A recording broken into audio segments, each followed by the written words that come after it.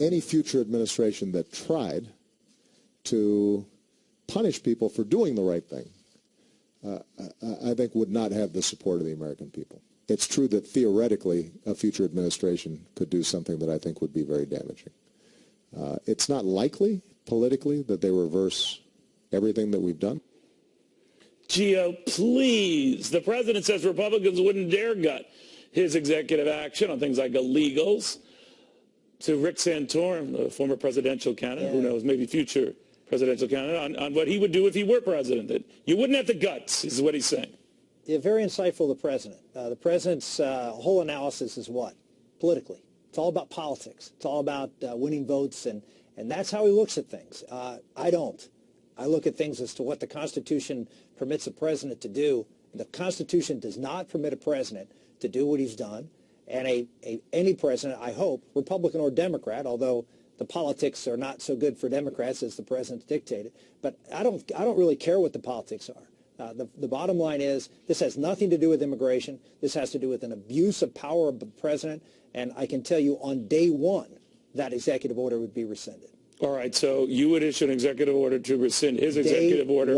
But what if the process were well along, Senator, that these deportations were being stalled, if not stopped outright, they would be back on under a President Santorum, right? That's correct. I mean, look, that day, I will have raised my hand if I was under President Santorum and sworn to uphold the law and uphold the Constitution.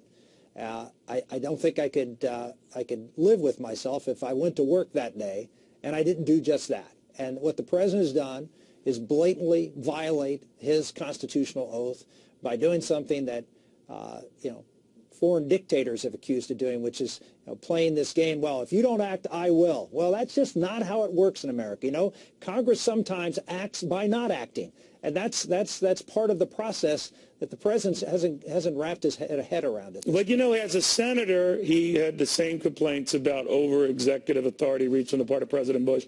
You're saying this now, but what happens? I don't know what it is, Senator, but once they become president, maybe if you became president, you're going to be issuing your own executive orders and doing the very thing that you said this president abused. Well, look, presidents issue executive orders all the time and have, from the very beginning. That's not the issue. The issue is whether these orders are violations of the law or violations of the Constitution. And what the president has done repeatedly, saw it with Obamacare, with, changing dates and, saying that as the lawsuit that's now going on in the courts right now, which is, whether these subsidies can go to the federal exchanges. He's changed the law, and this one I think is even worse. One is implementing the law. This one is saying, Congress, you're not going to act, so I am going to change the law, not pursuant to what you've done, but because you haven't done anything. That is a very dangerous thing. I'm sorry, sir, but what do you think he's up to here? I mean, because rather than move to the middle or be humbled by the midterm election, and this from a president says elections of consequences, critics of his are saying, well, apparently only consequences when you win. But he's not dialing it back. He's not going back to the middle. It's a hard drive to the left. I mean, what should Republicans do in response?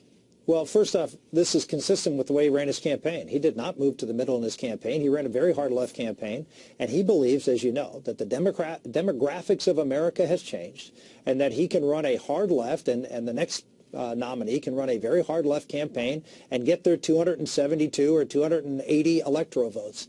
I think what the Republicans have to do is change the map. And the way you change the map is we have to step away from sort of this tired old saw that we've seen from Republicans in a long time and start appealing to working Americans. And I wrote this book, Blue Collar Conservative. We talked about a few months ago on the show.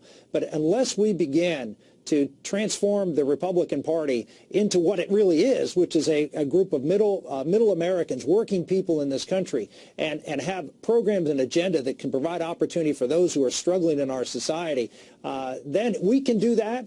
Then we can start winning elections. Does that mean that a President Santorum would advocate more government? President Santorum would advocate conservative policy, pro-growth policy, and also pro-worker policies. Policies that would give... What does that mean? I mean, if you want to help and reach out to the disadvantaged, to your point, You hear others in the party who say, well, that means at least a little bit more government to do that. No, I think as you know, we talked about, dramatically reducing the corporate tax, particularly on manufacturing and on energy. And one thing we can do that is government, which is to unshackle the construction industry in this country, to start building roads and bridges, get the federal government and the regulators out of that, put it back to the states, let the states build their own roads, but provide a funding source that is a lot cleaner and will go a lot farther for that road construction. A lot more jobs for folks who can get good wages working on those roads and bridges. You are definitely running for president, aren't you? Look, I mean, the Washington Post put some article out there, which, not the smartest thing to do to announce for running for president over coffee with a Washington Post reporter. So I think it's safe to say that maybe but a little bit of hyperbole on the part of the Washington Post. But, you could make a credible argument, Senator. I mean, you won Iowa, and you're doing very well in Iowa right now. That's the tip-off. That's the lead-off. You must know every county, every nook and cranny of that state. So you could make a credible argument that you, in a crowded field, could jump off pretty fast. But that crowded field tends to dismiss you. Does that bother you?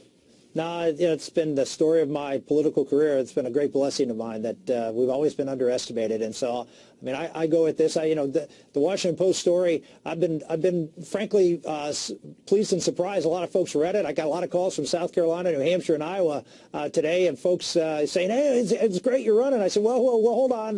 No announcements, but we're working at it right now, and we are calling people in those states, and we are working hard, and we'll make a decision sometime later next year." All right, later next year. Okay. Right. We'll watch closely, Senator. Always a pleasure. Thank you. Thank you.